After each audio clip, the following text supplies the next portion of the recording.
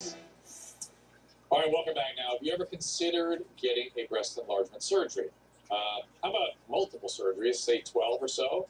Joining me, Lacey Wild, a mother who is risking her health and perhaps her family's well-being to have a record-breaking, what should we say, endowment? I also have plastic surgeon Dr. John Diaz here with me. Lacey, I want to start with you. So people look at what you're doing and they shake their head and they don't understand why. Tell us why. Well, basically, I was started this crusade to make some more money, and I've done exactly that, and I'm not done yet. I'm going to finish it and do it right, and I'm going to become one of the biggest in the world. And I've taken my health into consideration. And how, this is you want to go from an L to an M, I understand. I don't know what that means even. Is that really meaningful, or is that just funny letters? Well, it's going to... Well, it's letters to you, but in the big breast community, it's a lot more than that. It will put me, I'm not going to an M, I'm going to a triple M, which is a lot bigger. I'm an L cup now, bordering an M cup. It'll skyrocket me into the top in the world. I don't think I'll ever be the biggest in the world. The biggest in the world is 14,000 cc's in one implant, and I'm 3,500. So, I don't think I'll ever be 14,000 in one implant. All right, let me ask I'm definitely going to be one of the top 5. Let me ask a couple things. How much will each of those weigh? I think they'll weigh like 20 pounds. 20 pounds each? They will weigh 20. No, my breasts already weigh 20 pounds now. Okay. And they'll probably weigh like 20 pounds. Doesn't that cause you back and neck problems already? No, I don't have any back problems really. From the breast, anyway. I'm pretty proportionate. If you see the rest of my body, I'm not a small girl. Dr. Diaz, I have great concern. I've got a 10-pound fruit down here. I'm going to pick this up, and I mean, not to be funny about this, but first of all, I got backache just picking them up. If I put this on my chest and tried to lie down, I couldn't sleep. Yeah, really just leaning back like this, I have trouble taking a deep breath. I mean, that's not good for your heart and lungs, just that. There is no question that she is causing severe damage to her body by having implants of this size in her breast. There's no question. Not only to her skin, I'm sure she's having some kind of chronic neck and back problems. It has to be. I'm having trouble just holding this for 2 minutes. Absolutely. And the other thing is that a lot of people don't realize is when you have a weight like this on your chest, over time, that weight starts eroding into your rib cage. And there have been pictures that other plastic surgeons have submitted where when we remove implants this large, we'll see the ribcage actually sunken in, caved in. Absolutely. Well, listen, I'm going to put it back up here again and tell you that I'm a nearly 200-pound male, and just putting this here, I take a deep breath. It would hurt if I kept another 10 minutes here. Absolutely. But so, Lacey, how's that possible? How can you not be having symptoms? I mean, I'm just doing the math here for a couple of minutes. Well, I have problems sleeping, and I have problems getting clothes and stuff, but I've been carrying big breasts for my entire life.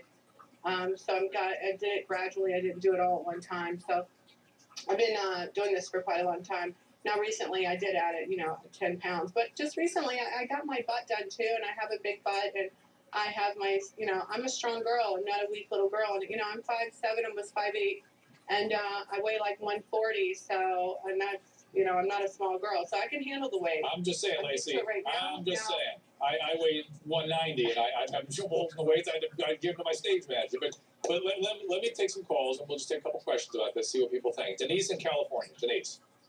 Hi, Dr. Drew. Hi, Denise. How are you? I'm good. What's up? I'm calling from the other side of the globe. I'm calling from Boston. Okay. And the first thing I saw before the commercial was this woman, and the last thing I heard was she had a child. Yes. How old, if possible, is this daughter of hers? Okay, Lacey, how old is your daughter? Or do you have just one daughter? I have 3 daughters and 3 sons. And how old are the girls? I have a 5-year-old, a 16-year-old, and a 25-year-old. And Denise, or is it Denise? What did you want to ask Yes. Lacey about these? I wanted to ask her, how does she feel about going to their schools, about being seen in public places like the supermarket? with these little children. Doesn't she know that it's probably embarrassing them? What do you say, Lacey? Well, yeah, I mean, my kids have been through a lot lately. Obviously, I've been in media a lot. And it is hard for them. I don't dress like this when I go to the grocery store, obviously.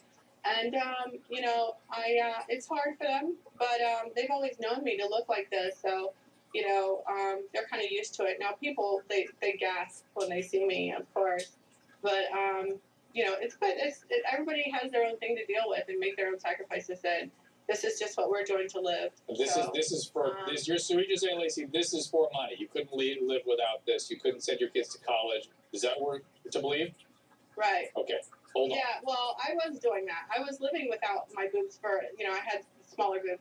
Right. But once I rocketed into this, I started making a lot more money. Okay. Let's be honest. I just signed. Hold on. It's many interesting questions about body image and what people are willing to do for money and the medical aspects of this, but we're going to keep taking calls, and later... Welcome back. We're speaking to a mother who will stop at nothing to be amongst the biggest breasted women in the world. Now, Lacey, we had a call. I want you guys to put that first call up for me because I heard it was somebody asking about the surgeons. Can you guys put that call up for me in the control room? There's Valerie in California. Valerie, what do you got for us? Hello, Dr. Drew. Hi, Because of the health risks involved with plastic surgery, are there now more surgeons refraining from promoting this trend? Well, I think the real question here, Valerie, and I'll ask this of Dr. Diaz, who's people don't understand even what a plastic surgeon is. You're board certified in plastic surgery. That's correct. Right. That's what you look for a good surgeon. Absolutely. Right. So you've had general surgery and then plastic surgery. That's right. That's the combo you're looking for. What qualified board certified plastic surgeon would do something like this? Yeah, I would love to stress that there is no way that a reputable board certified surgeon, plastic surgeon, would perform this kind of surgery. This is considered unethical, not only to me, but I think to the society in general.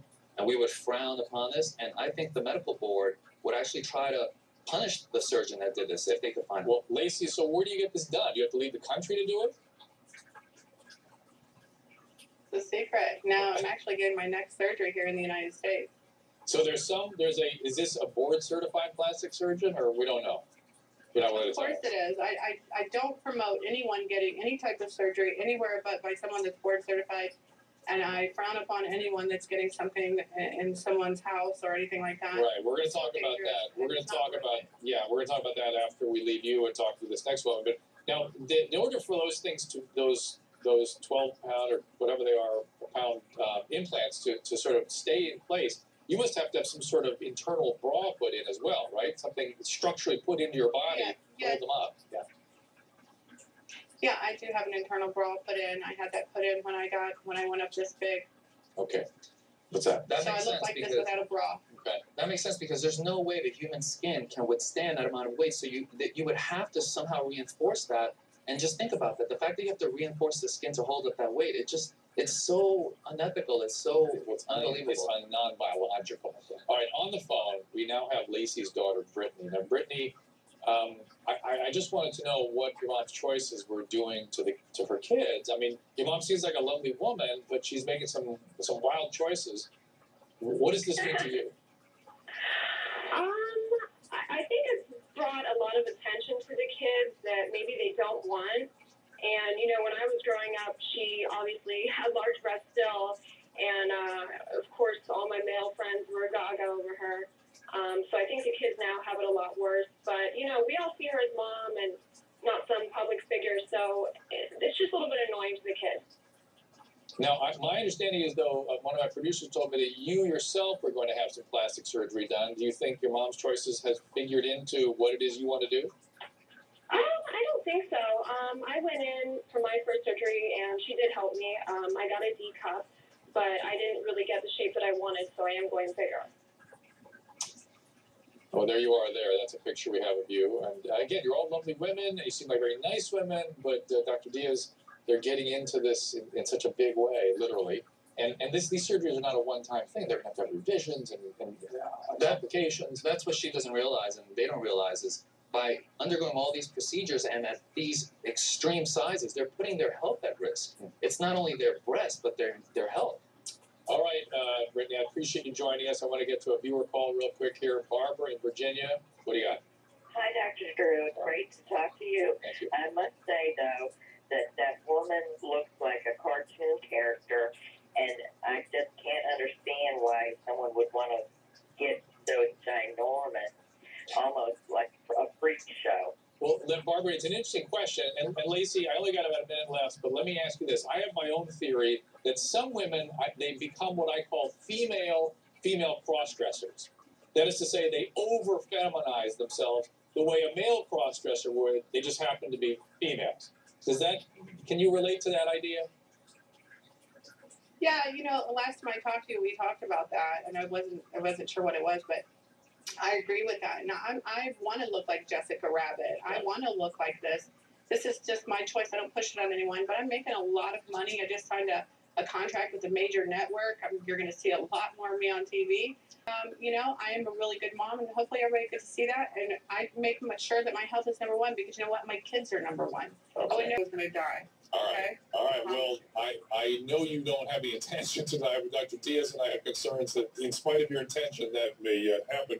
And again, you know, fetishizing your body, you know, making it a fetish, an object, rather than an intimate, you know, biological, sensory part of us. It's removing it from us. Well, this is definitely your specialty, Yeah. but I suspect that there are some deep kind of psychological, emotional issues going on here. But Should a surgeon look into that before they proceed with something? absolutely, we're very familiar with body dysmorphic disorder, and we're trained to look for that and to deny patients with that, to deny them surgery. Okay, thank you. I'm going to